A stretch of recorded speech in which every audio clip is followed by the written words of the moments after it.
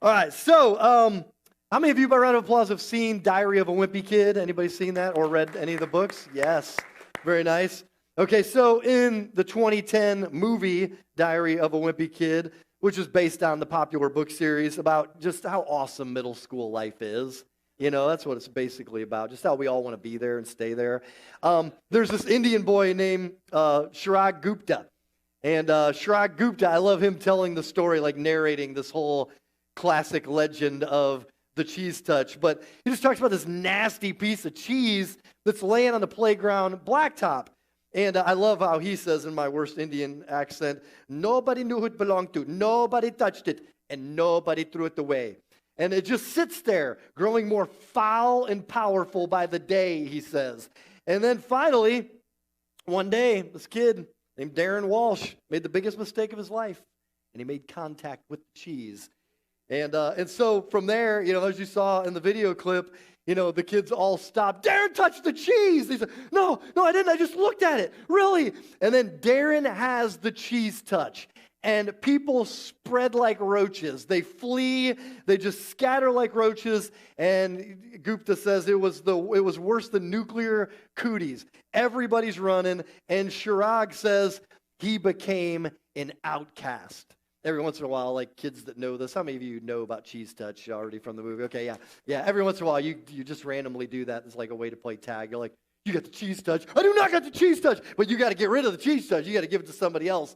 And so the idea here is that Chirag says that kid became an outcast. So we're chunking through the Gospel of Mark, and the Gospel of Mark was written in like the mid to late 60s in the first century, maybe early 70s, about one generation after the death and resurrection of Jesus. And when the 12 apostles and the other eyewitnesses started to die off, this danger arose that we talked about a lot in January, that people could start altering or disfiguring the real Jesus. And just basically making up a Jesus of their own that was really agreeable with what they already thought and believed and what they wanted to do. And so Mark wrote this gospel, the oldest gospel, so that the world wouldn't lose touch with the real Jesus.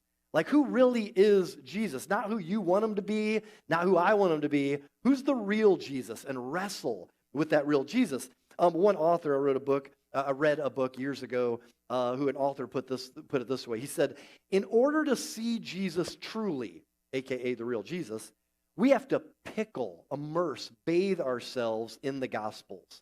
The Gospels must be our primary stories and reference points.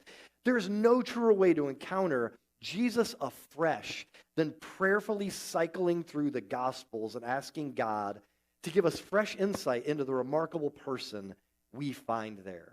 And I love that he says, you know, like if you aren't sure who the real Jesus is, or, I mean, let's be honest, for some church people, some religious people, there are some people who think they know who he is, but they really need to wrestle with, do I know the real Jesus?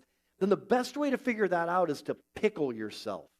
Like, marinate yourself in the Gospels of Jesus, Matthew, Mark, Luke, John, and just spend time there cycling through. And so if you're in a habit of reading the Bible, which I would highly suggest to read the Bible daily, is you might read through a gospel and then pick another book or two to read and then come back to another gospel and just keep cycling through the gospels so that you make sure you know the real Jesus. So today we're in Mark chapter 1. We're at the very end of Mark chapter 1.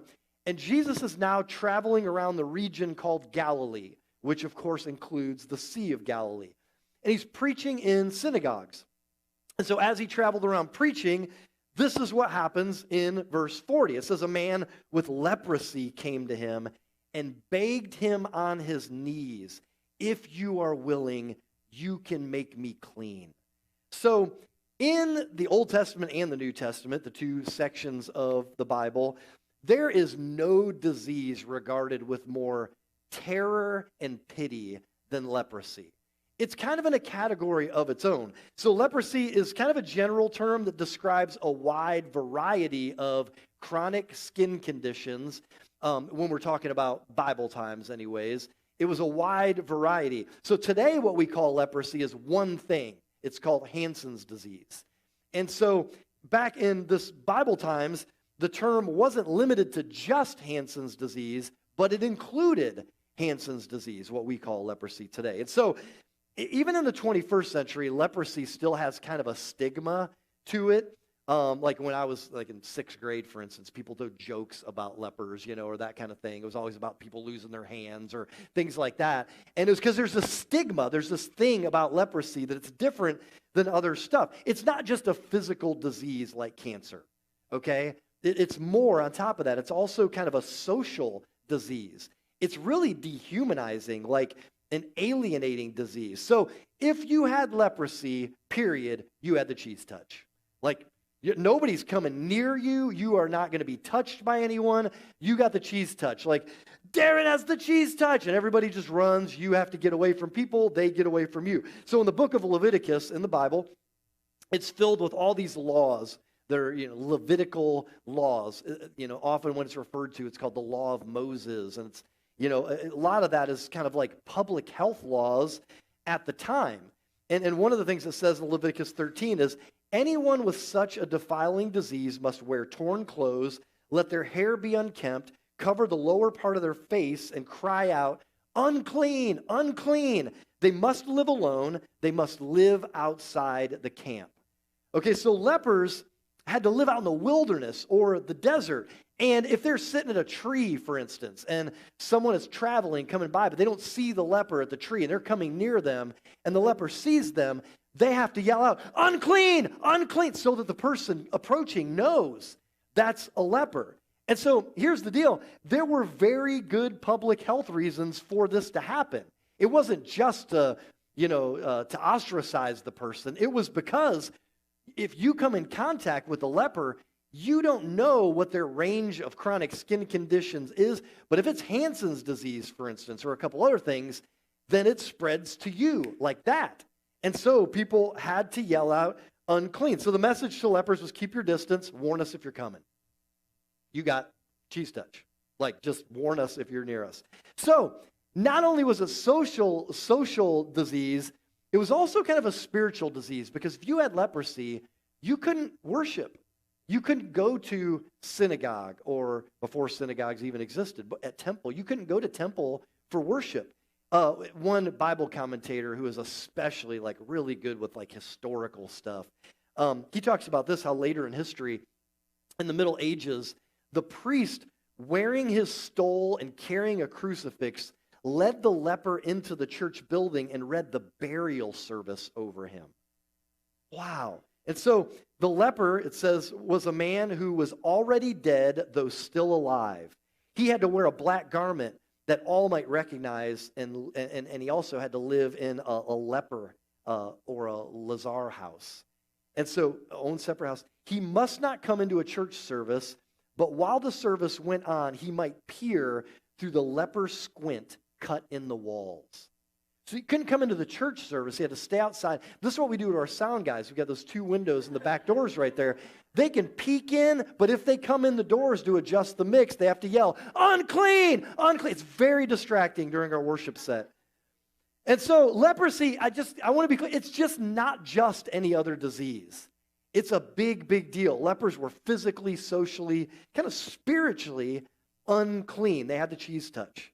And so the lepers in Mark chapter 1, the leper, you have to think about it. He's not just some cartoon character. This is a dude in history who crossed paths with Jesus, who has lost everything. He has lost his health, his family, community, spiritual community. And it all started when he found a spot on his skin. This describes this in Leviticus. If you just one day are like, whoa, I got a spot. Oh man, that was the beginning, just the sinking feeling no, you lose everything in that moment. I got a spot. And so, they were completely dehumanized, and one writer even calls them the living dead. And so a leper, this leper in Mark 1, has no right to approach Jesus. He has no right to. It's illegal, actually. He had no right to even have approached or spoken to Jesus.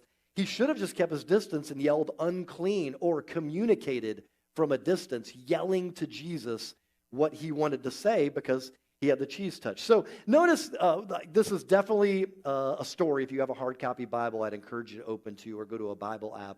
that you can download for free. Because there's so many little nuances I'm going to point to in the story. But notice one thing is he doesn't say heal me to Jesus. He says cleanse me. That's very interesting because the Bible never speaks of healing leprosy. It only speaks of cleansing leprosy.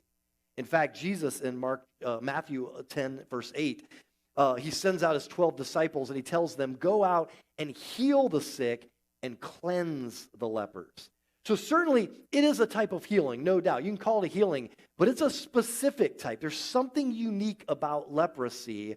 And so it's not just something like, yeah, let's just put it in the category, here's another healing. Because so far in the Gospel of Mark, we've seen an exorcism in a synagogue in Mark chapter 1, a healing, Simon Peter's mother-in-law that was in a home in Mark chapter 1, and now a cleansing of a leper.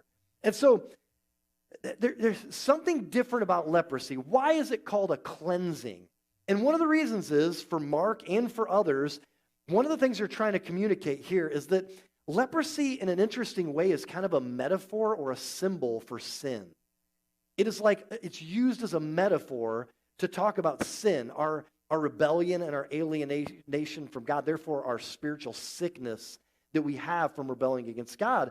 And so he needed more than just physical healing.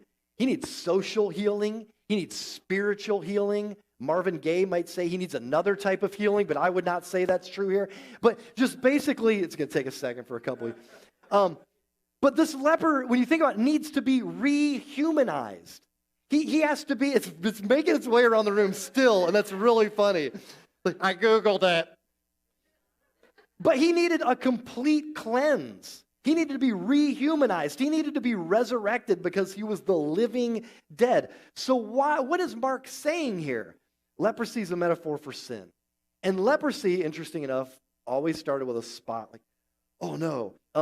Which reminds me, in Shakespeare, Macbeth, if you had to read that in high school, notice how I put that. Or if you've seen the play, I've seen a movie done with the original, kind of Shakespearean script, so didn't understand any of it. But if you've ever seen Macbeth, Lady Macbeth sees an imaginary spot. It's a spot of blood on her hands, and it's from like the murders and the crimes that her and her husband have been involved in, and she sees this imaginary spot. She can't not see it, and she says, that damned spot of smelly blood that all the perfumes of Arabia will not sweeten. Like, I know what I've done, and it's stained me, and I can't get rid of this spot. Like, it is a part of me. I can't ignore it. It might be that I'm the only one that knows, or maybe my husband knows also, or maybe a few people know. But I think everybody knows what it's like to feel like, I know what I've been into. I know what I've done. I know. But sin is like the spot of blood or the spot of leprosy that's on us. It's a sickness that's in us, and it's part of who we are, and we can't shake it. And eventually it rears its ugly head in our soul. And eventually, if we're wise, we're like, it has to be dealt with. Like, I have to be cleansed. I know all that I've done. I'm not proud of what I've done, which is key. And I have to be cleansed. So Mark is basically saying here, we are all lepers. Like, we're all this guy. And if we haven't been cleansed, we're in worse shape than this guy was. Like, everyone has the cheese touch. We all need to be cleansed by Jesus. And anyone whose sin hasn't been cleansed by Jesus is in a worse condition than this leper. So this story is a brilliant commentary for us, and it's kind of a mirror of our own lives and our own situation. So notice the leper says, powerful statement, if you are willing, you can make me clean. And in the English, can, right there, is just such a simple word. You can make me clean. But in the Greek, it's actually a Greek word that we get our word dynamite from. It's got like a dyna beginning to the Greek word. And so it's where we get our word dynamite, because it's saying, I know that you can heal me. Otherwise, I know you have the power to heal me. Dynamite. You have the dynamite power. You could heal me. And so this man knows that Jesus is able to cleanse him, but he's not sure that the master is willing to cleanse him. And so I think that's kind of an interesting insight, because sometimes it's easier to believe in God's power than in God's mercy. Like, okay, yeah, I believe there's a God. I think he's super powerful. I mean, I believe that he created the world. I believe he did all that kind of stuff. Yeah, I believe that. But you can approach God. You can come on Sunday morning. You can go to Mo Group and say, man, God, I know you have the power to cleanse me, but will you? Like, would you actually be willing to? What's behind that? Just this feeling of, am I lovable? Like, am I worthy of your love? Would you be willing to? I think you're powerful enough, but I just don't know if you would do it for me. You do it for other people around me, but it's because they're better people. You do it for other people, but it's because they have a certain thing in their resume. Or am I just going to be the living dead forever? And so this leper doesn't seem to be doubting Jesus' power. He seems to be doubting Jesus' love. Like, would you be willing to, even for me, a leper, a social, spiritual, physical outcast? And so some of you, maybe, you come to Momentum, and maybe you come regularly, maybe you come irregularly, but when you leave Momentum, it's like, that was a quick perk. It lifted me up. It made me feel good. There was some encouraging stuff, and it ticked me off a couple times too. But, there was some encouraging stuff. And then you leave, and you just go right back to some same self-destructive stuff. And a lot of times, like, what's behind that is the self-sabotage of, like, I'm just going to keep acting like trash because I believe that I'm trash. And there's just this feeling of, like, man, it's not because I don't believe God's power to cleanse me, but it's because I don't know if I'm lovable enough for him to actually cleanse me. Like, you don't know if God thinks you're worth cleansing. And so Mark is telling this story, and I am preaching this sermon to say to you, Jesus has the power to cleanse you. He can, and he does think you are worthy of cleansing. He is willing. Like, you just have to approach Jesus and understand his power and his love. And so one thing I can't skip by, it's like, I have to spend a commercial on this, but in the next verse, Mark 1:41, there's a really important little phrase there that I just want to point out. I can't skip it. Because, like, I get one chance maybe to preach on this message in my life, this passage. So it says, Mark 1:41, Jesus, in his response, was indignant. Huh? Like, that kind of comes out of nowhere. Like, Jesus got angry. Like, this is the wrath of the real Jesus right here. So again, you can try to make Jesus what you make him Mr. Rogers Jesus if you want, but that's not the real Jesus. Here, he's indignant. And what's really, really fascinating is, so just a little bit of geek stuff. A lot of times when there's a translation and there's any question about, like, we have dozens and dozens and dozens of these old manuscripts, but the most ancient of those manuscripts say this. So we're pretty sure that's what the original manuscript said, but they're all hand copied by scribes through the centuries because Xerox didn't exist. And so they copy. This is one of the weird, rare occasions where there's a bunch of ancient manuscripts that say Jesus was filled with compassion. Now, he does demonstrate compassion in this verse later, but there's a few ancient manuscripts that say he was angry, he was ticked off, he was indignant, filled with anger. In his anger, he responded. So, like, man, this is what I love about Mark, is he is so candid. He's so raw, frankly, even compared to Matthew and Luke and John. It's really, and scholars basically agree, even though there's more manuscript evidence for he was filled with compassion, in this rare moment, they're like, the one that's probably accurate is the more difficult one. In his anger, ... Why? Because they're like, scribes would have a lot more motivation through the centuries to be like, people aren't going to understand that. They're going to get Jesus getting ticked off in this moment. Like, they're not going to understand that. It's way more likely they would change it to compassion. He's filled with compassion. They're going to show compassion. Then it would be that they would change it to, he was ticked off right here. And there's a few manuscripts that say that. And so here's kind of the point, is that Jesus demonstrates compassion later in the verse, yes, but he starts off ticked off. He starts off angry. And it's probably, this is my guess, anger at this nasty disease, leprosy, and what it's done to this dude. And so I think Jesus here, seeing this leper come from totally outcast, totally desperate, having lost everything because of leprosy, he comes up to Jesus, and Jesus is angry with the sin and the evil and the suffering that has all entered the world through sin. and this entire evil order of this world and how it ravages everyone, just like this leper. And he is filled with anger. But I don't think it's toward the leper, because then he does something very compassionate toward the leper. And so Mark is showing us the real Jesus displayed a range of human emotion. Like when Jesus got angry, it was something he should get angry about because he's God. He's Jesus. And so it says, Mark chapter 1:41, Jesus was indignant. He reached out his hand, and an act of compassion, he touched the man. I am willing, he said, be clean. Immediately the leprosy left him, and he was cleansed. So at this moment, we have a leper going from having the cheese touch to, now I'm going to need your help with this, okay? 8 o'clock did great. Ain't nobody dope as me, I'm just so fresh, so clean. I'm so proud right now, I'm so proud. Okay, thank you. So yeah, and notice also, I want to point out the layer of connection here. The group is called Outcast. The leper was an outcast. Okay, so moving along. He goes from being, a leper who has the cheese touch to all of a sudden he's strutting out of there cleansed. He's so fresh, so clean. And he goes off. So Dr. Paul Brand, there's a Christian missionary whose name is Dr. Paul Brand. He spent his whole life in India working with lepers, what we call lepers, Hansen's disease.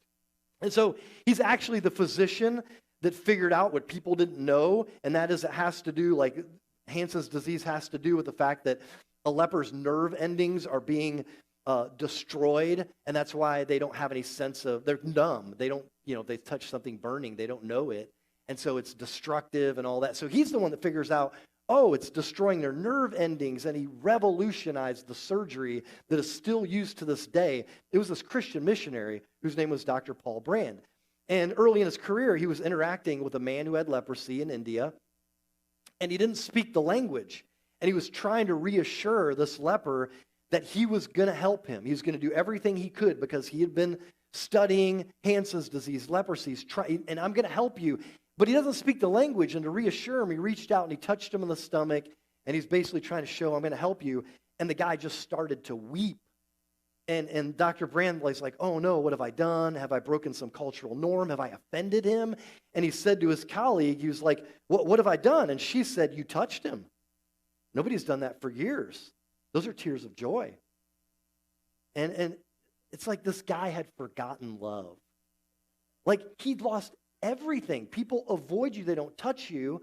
And not thinking about it, the doctor who's like, I know how to deal with this, he touches him, and the guy just begins weeping because he had forgotten love. And so that's what happens in the story is Mark says Jesus reached out his hand and touched the man. And this guy is starving for human connection.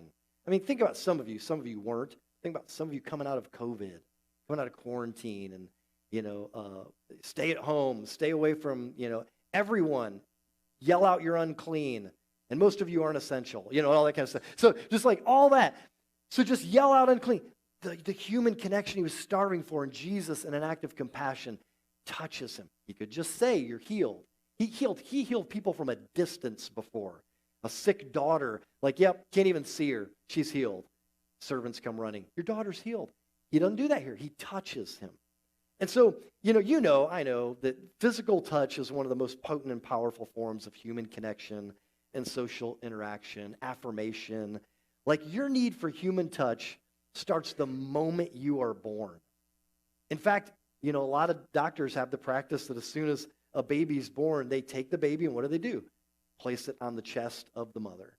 And there's like, this is to begin and establish this lifelong connection through touch. And so Jesus touches him in an act of compassion. And then he reassures him, I can and I am willing to cleanse you. So this is who the real Jesus is. You need to know this. He is willing and he is able to do the same thing for you in this metaphor for us of sin. I can and I am willing to cleanse you of your sin stains and the damned spot that is in your soul.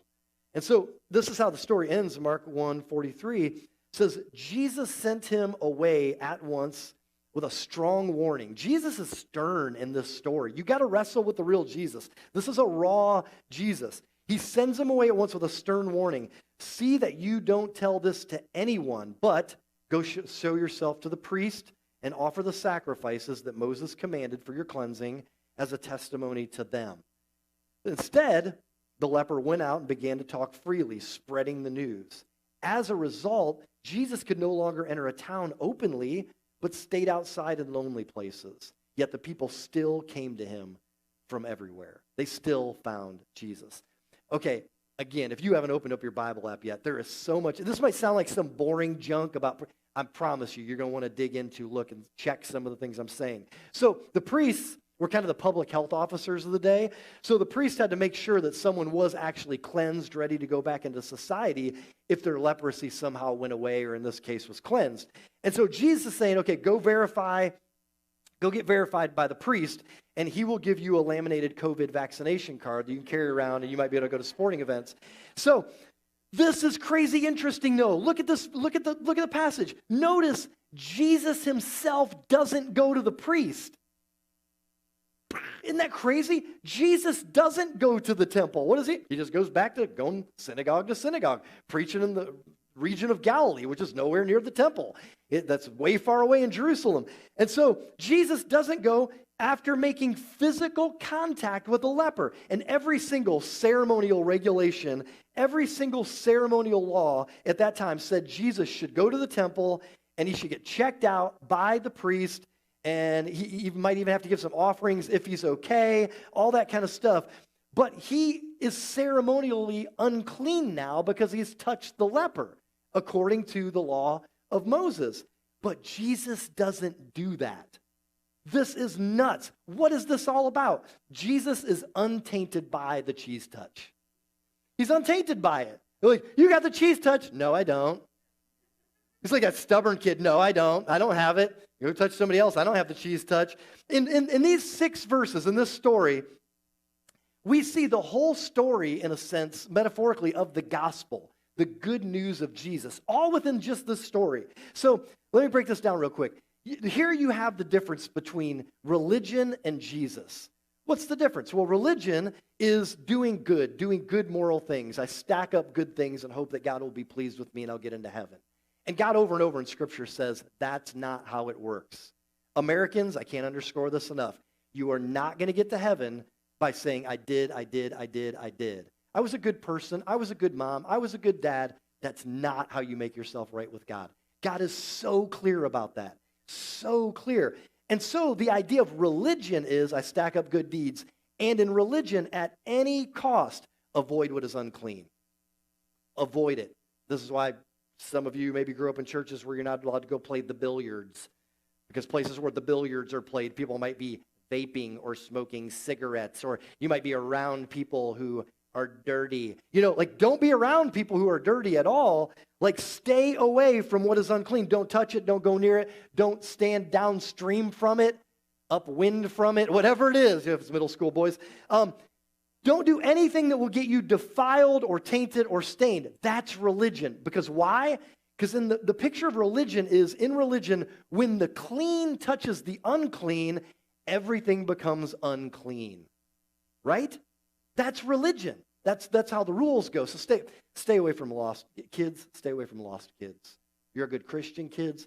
Stay away from girls who cuss, chew, and girls that do, and all that kind of stuff, whatever it is. Just stay away from. But here's the opposite. Here's Jesus. Why the real Jesus doesn't go to the temple is because when anything unclean comes into contact with Jesus, the unclean becomes clean. Do you see that in there? Look at this, stare at it. Be like, is Dan right or is he an idiot? When anything unclean comes in contact with Jesus, the unclean becomes clean. It's the opposite of religion. Be careful. Stay away from those people. Don't be near them. They cuss, you might start cussing. Don't do that. I better stay away from these. Whatever it is, don't go play the billiards. That's not Jesus. Jesus, in his love and his cleansing power, that is what's now contagious. His love and his cleansing, not the sin. It's his love and his cleansing power. So Jesus is showing us, I am the one who is clean. I am cleanliness, purity, holiness personified. You don't run the risk of contacting me and me becoming unclean I don't run the risk. I can't get the cheese touch. I am holiness personified. Don't worry about touching me. Don't worry about coming in contact with me. In other words, if you come to me, no matter how defiled, how tarnished, how stained, how unclean you happen to be, you will be made clean by Jesus. Dang, that's powerful. Like, your uncleanness won't defile me, he's saying. Like, by my cleanness and holiness, I will purify you. I'll make you acceptable physically, socially, spiritually. Like, the message of the gospel, the good news of Jesus, is that you can't get clean by yourself. There's no way to get rid of the damned spot on your own. Like, okay, I've murdered some people with my husband. I've done some stuff. Maybe if I just, I don't know, put some really helpful laws into effect, or I go out and help some people and feed some poor people, damned spot, still there. You can't cleanse yourself. Only Jesus can do that for you. Go to Jesus. Let him make contact with you, and he will make you clean. And that's part of the imagery of Christian baptism. Obviously, Jesus isn't walking around in his physical resurrected body anymore, touching people.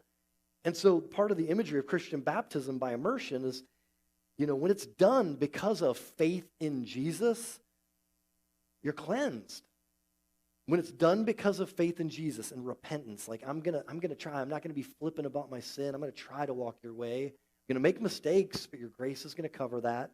A man named Ananias once told a guy named Saul of Tarsus, and now what are you waiting for? Get up, be baptized, and wash your sins away, calling on his name.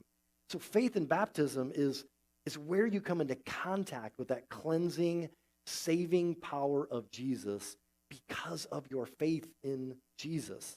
And by faith, you can come up out of that water singing, ain't nobody dope as me, I'm just so fresh and... Okay, you were a little hesitant because you're like, he's talking about baptism. Can I do that right now? But yeah, my buddy Tim Jones is a great comedian and preacher. I'll never forget, probably 20 years ago, I heard this little illustration, but it stuck with me because I thought it was so powerful. Just that feeling of when you go to God and he cleanses you. You ever smell the newborn baby? Even when it's not after a bath, you smell their head with that little bit of hair. Our kids had a little bit of hair. Maybe your kid had lots of hair. My kids had a little bit of hair. Like, oh, the smell of a baby's head, just this fresh, oh, that new baby smell. It's a thing, isn't it? It's like, man, like, why does this baby smell so fresh and so clean? Why? It's like, man, it smells so good. And that's the idea. That's what Jesus does for us spiritually. It's like I come to him in faith and I say, when I come in contact with you, man, no matter where I've been, no matter what I'm dealing with, no matter what my past is, I can be made so fresh, so clean by the cleansing power of Jesus. It's a thing. It is a thing. There's a movie. It's kind of silly, but my family had this weird tradition at Christmas of watching Trading Places with Dan Aykroyd and Eddie Murphy. I'll just pretend I'm referring to the TV versions, but my family played this every Christmas. And so Trading Places, 1983 comedy film, Louis Winthorpe III, played by Dan Aykroyd, was this upper-class commodities broker. And then Billy Ray Valentine was played by Eddie Murphy, and he was just this absolute like street hustler, poor street hustler, just conning people out of money, pretending to be like a disabled veteran, that kind of stuff. And so unbeknownst to them, there are these two brothers, Duke and Duke, Randolph and Mortimer Duke, who placed them at the center of a bet or an experiment to see what would happen if the circumstances of their lives were swapped. Like, what would happen? Could this guy become a successful commodities broker? Would this guy become so desperate he'd do the things that Billy Ray Valentine is now doing? And so it's basically a nature versus nurture debate. One believes one thing, the other believes the other. They place a wager for $1, by the way. And they just totally mess with these guys' lives. And so eventually Duke and Duke arrange for Louis Winthorpe III to lose everything: money, home, reputation, friends, fiance named Penelope. Okay, so this is upper class rich guy thing, country club. And then Billy Ray Valentine, they give him a prominent position at Duke and Duke, their firm. And so Billy Ray Valentine becomes this commodities broker. But there's this one point where after their roles are reversed, where Louis Winthorpe III, Dan Aykroyd, is walking down a street in the film, and he's homeless now. And he wanders the streets by himself in the rain, and he happens by this nice restaurant, And inside the window, Billy Ray is in there with his life and his old colleagues eating a fine dinner and laughing. And it's this powerful scene where they're inside eating fine cuisine, listening to dinner music, talking shop, telling jokes, laughing. And meanwhile, Lewis Winthorpe III is out in the rain. He's homeless. He's absolutely alone. He's the social outcast now. He's unnoticed, totally forgotten. And man, through my life, many times I have pictured this scene at times when I feel like the outcast.